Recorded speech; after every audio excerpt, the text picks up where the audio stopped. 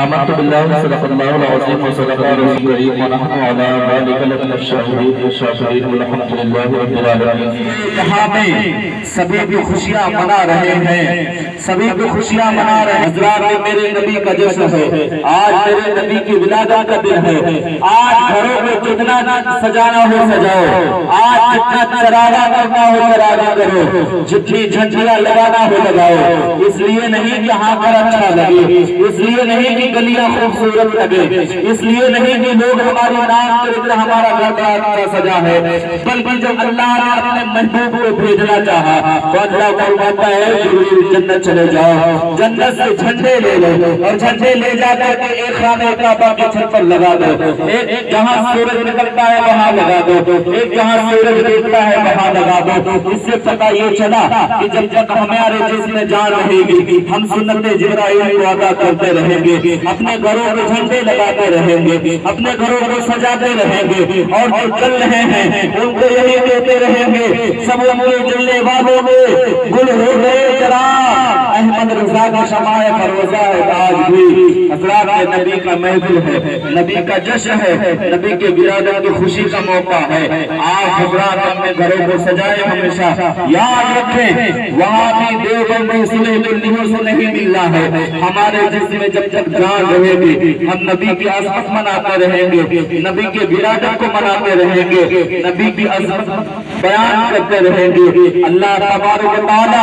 ہمارے اس کرنے کو اور آپ کے آنے کو روز محمدی میں شرکت کرنے والوں کو سبوں کو دارین کی نعمت سے مالا مال فرمائے۔ حضرات میرے نبی کے آنے سے پہلے دنیا اجالا تلاش کر رہی تھی، پوری دنیا میں اندھیرا تھا۔ یہ روشنی والا اندھیرا نہیں بلکہ پوری دنیا میں اندھیرا اس طرح تھا کہ زندہ بچیوں کو درگور کیا جا رہا تھا، یتیموں کے مال پر ظاہر ناجائز قبضہ کیا جا رہا تھا۔ اگر کوئی یتیم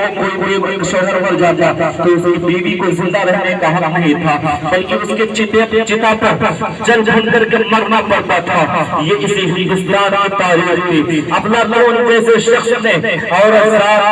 ساتھ ماننے سے پیار کر دیا تھا۔ اس پرفکر ماحول میں جب بچیوں کو زندہ زمین میں گاڑا جا رہا تھا، جب بچیوں کو زندہ زمین میں گاڑا جا رہا تھا تو اس وقت بچیوں کی چیخیں بلند ہو رہی تھی اور رب سے کہہ رہے تھے اے مالک کب تک بچیاں گاڑی جاتے رہیں گی، کب تک بچیوں کو ساتھ انصافی ہوتے رہے گی، آخر بچیوں کی زندگی کا تحفظ کب ہوگا، بچیوں کی حفاظت کون کرے گا؟ تو اللہ نے فرمایا اے میری بندی غم نہ کر، 12 ربیع الاول کو پیر کے دن شکم آمینہ سے حضرت عبداللہ کے گھر میں ایک ایسا بچہ پیدا کرنے والا ہو جو بچہ دنیا میں جا کر ان ظالموں کے پنجے کو توڑ دے گا اور پوری دنیا میں ایک خدائی کا اعلان کرے گا اور پوری دنیا کے لوگ رہنے پر مجبور ہو جائیں گے۔ یا رسول اللہ جان مانگو گے جان دیں گے، مال مانگو گے مال دیں گے، مگر یہ نہ ہوگا ہر قسم سے نبی کا جاہو جلال دیں گے۔ جب تک زندگی رہے گی ہمارے اور آپ کو یہی تمنا ہونی چاہیے کہ ہم اور آپ یہی کرنا ہے، جب تک زندگی ہے سانسیں باقی ہے ہمیں جلوس محمدی میں شرکت کرنی ہے، ہمیں گھروں کو سجانا ہے۔ آج انسان اس طرح سجا ہے، آنے والے ربیع الاول میں آپ پورے محلے کو سجائیں جو جل رہے نبی کی شان کو دیکھ کر، جو نبی کی شان میں تبرہ کرتے ہیں، جو نبی کی تعریف سن نہیں سکتے، اسی طرح نبی کی جشن کو منایا جائے، پورے محلے میں سجایا جائے اور اس لیے سجایا جائے ان سے بتایا جائے کہ ہم نبی پر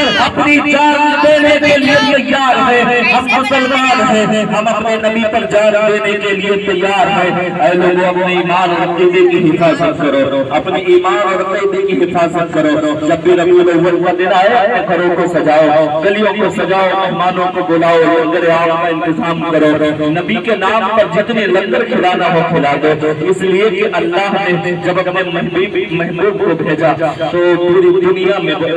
فرشتوں سے کہہ دیا کہ آج کسی کے ہاں بیٹی نہیں پیدا ہوگی، سب سے ہاں بیٹا پیدا ہوگا۔ آنے والے وقت میں ایک مرتبہ آپ لوگ استقبال کر لیں، آنے والے وقت میں ہم انشاءاللہ اس سے بڑھ کر ارادہ کریں گے، ہاتھ اٹھا کے بتائیں گواہی دے دیں۔ آنے والے سال میں پورا گاؤں سجے گا انشاءاللہ، آنے والے سال میں پورے گاؤں میں کمکمے لگیں گے، ہر گھروں میں چھنڈیاں لگیں گی، ہر گھروں میں کمکمے لگیں گے، گے اور یہ کہتے رہیں گے دیوان گانے عشق محمد کو دیکھ کر گھبرا گیا ہے لشکر دورہ کبھی کبھی گردن میں ہاتھ ڈالے ہیں ماہوں نجوم کے گزرا ہے ان حدوں سے مسلمان کبھی کبھی